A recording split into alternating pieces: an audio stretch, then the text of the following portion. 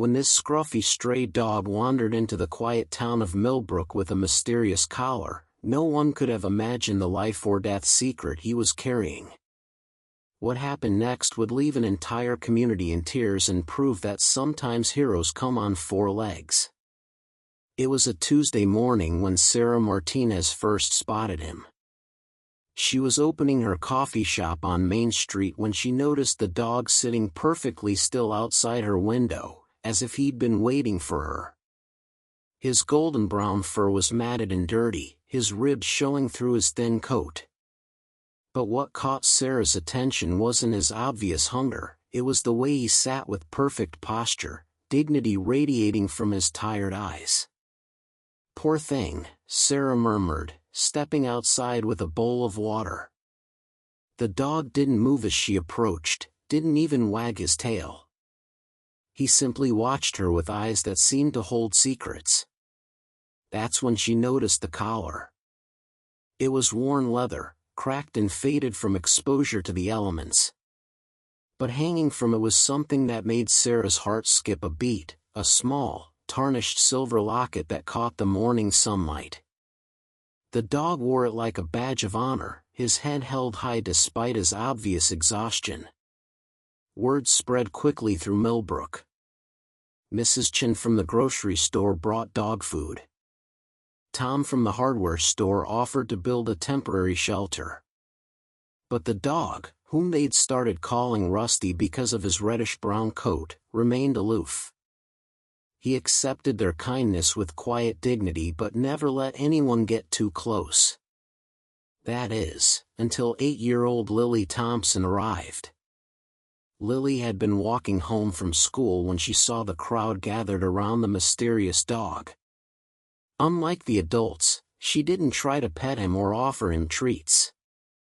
Instead, she sat down on the sidewalk, cross-legged, and simply waited. For 20 minutes, neither moved. Then, slowly, Rusty rose to his feet and walked over to her. He sat down beside Lily, close enough that she could feel the warmth of his body, and for the first time since arriving in Millbrook, his tail gave a small, tentative wag. "He likes you," Sarah observed, amazed. Lily reached out carefully and touched Rusty's head. "He's sad," she said simply. "He's looking for someone." Over the next few days, an extraordinary bond formed between the girl and the dog. Rusty would wait outside Lily's school every afternoon, walking her home with the protective instincts of a trained guard dog. He slept on her family's porch, ate the meals they provided, but never fully relaxed. His eyes constantly scanned the horizon, as if he was waiting for something, or someone. It was Lily who first noticed how protective Rusty was of his locket. "He won't let anyone touch it," she told her mother, Emma. When Mr. Peterson tried to look at it yesterday, Rusty growled. He's never growled at anyone before. Emma watched through the kitchen window as Lily sat with Rusty in their backyard. The dog's behavior had been puzzling everyone in town. He was clearly someone's pet, too well trained and gentle to be a true stray. But no missing dog reports matched his description, and no one had come looking for him. Days turned into weeks. Rusty became a fixture in Millbrook, beloved by all but truly bonded to only one person. Lily would spend hours talking to him, and sometimes, when she was very quiet and still, she swore she could see understanding in his deep brown eyes. The breakthrough came on a rainy Thursday afternoon. Lily was doing homework at the kitchen table while Rusty lay at her feet. The locket had caught her attention again, the way it seemed to weigh heavily around Rusty's neck, the way he touched it with his nose when he thought no one was looking. "Mom," Lily called out. "Do you think there's something inside Rusty's locket?" Emma looked up from her laptop. "What do you mean, honey?" "I think it opens. Like Grandma's locket with Grandpa's picture inside." The thought had never occurred to Emma. She studied Rusty, who was watching their conversation with unusual intensity. "You might be right. But we can't just." She was interrupted by something extraordinary. Rusty stood up, walked over to Lily, and gently placed his head in her lap. Then, for the first time since arriving in Millbrook, he pawed at his collar, as if trying to remove it himself. "I think he wants me to look," Lily whispered. With trembling fingers, Lily examined the locket. Sure enough, there was a tiny clasp, nearly invisible beneath layers of tarnish and dirt. She looked into Rusty's eyes, asking silent permission. He remained perfectly still. The locket clicked open. Inside was a tightly folded piece of paper and a small photograph. Lily gasped. The photo showed Rusty, younger, healthier, his coat shining, sitting beside a woman with kind eyes and a warm smile. They were on what looked like a mountain trail, both looking happy and carefree. But it was the note that made Emma's blood run cold. In shaky handwriting were GPS coordinates, followed by a message that would change everything. Fell at Eagles Peak Trail. Hurt bad. Can't move. Send help to coordinates. Rusty knows the way. Please trust him. M. Sullivan. Emma's hands shook as she read the note aloud. "Oh my God, Lily. This dog, he's been trying to get help for his owner." Before we continue, don't forget to like the video and subscribe, it really helps the channel grow. The coordinates led to Eagles Peak, a remote hiking area about 40 miles northeast of Millbrook. Emma immediately called the sheriff's office, but what Deputy Clark told her made her stomach drop. "Ma'am, we had a missing person report filed 6 weeks ago for a Margaret Sullivan. She was hiking alone at Eagles Peak and never returned. We searched for 2 weeks but found no trace of her. The case is still open, but..." His voice trailed off. 6 weeks. Rusty had been wandering for 6 weeks, carrying his desperate message, searching for someone who would understand. Within an hour, a full search and rescue team was assembled. But as they prepared to head to Eagles Peak, Rusty became agitated. He paced frantically, whining and pawing at the ground. When the rescue vehicles started to leave without him, he ran after them, barking with desperate urgency. "He wants to come," Lily said. "He needs to show them the way." Captain Rodriguez, the search team leader, was skeptical. "We have the coordinates. We don't need..." "You don't understand," Emma interrupted. "This dog has been living out there for 6 weeks. He knows exactly where she is." Against protocol, they allowed Rusty to join the search. The coordinates led them deep into the wilderness, to a remote section of trail that wound through dense forest and rocky outcroppings. But when they reached the GPS location, they found nothing. The team spread out, searching in expanding circles, but after 2 hours, they had found no sign of Margaret Sullivan. That's when Rusty took over. The dog had been patient during the initial search, but now he began to move with purpose. He trotted away from the coordinates, following what seemed to be an invisible path through the underbrush. The search team followed, their hopes fading with each step away from the official search zone.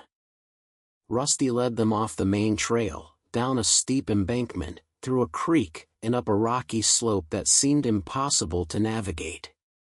His path was erratic, weaving between boulders and fallen trees, but he never hesitated. He knew exactly where he was going.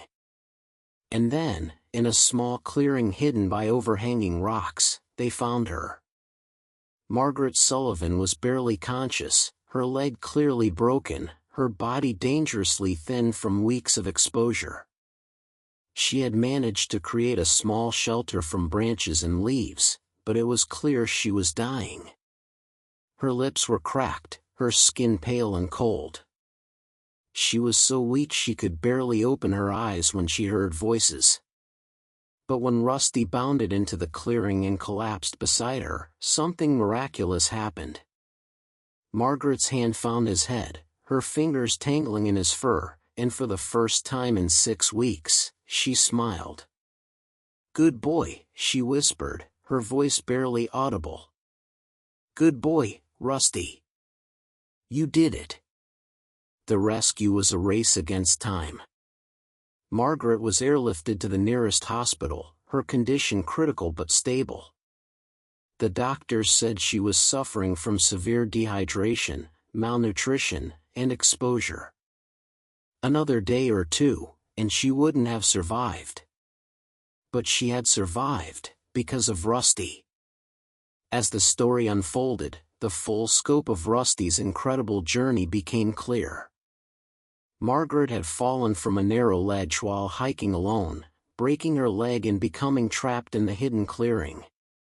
Unable to walk or climb out, she had written the note and placed it in her locket, then sent Rusty to find help. But Rusty had never left her. For the first few weeks, he had stayed with Margaret, bringing her water in his mouth, sharing his body heat during cold nights, and foraging for whatever food he could find.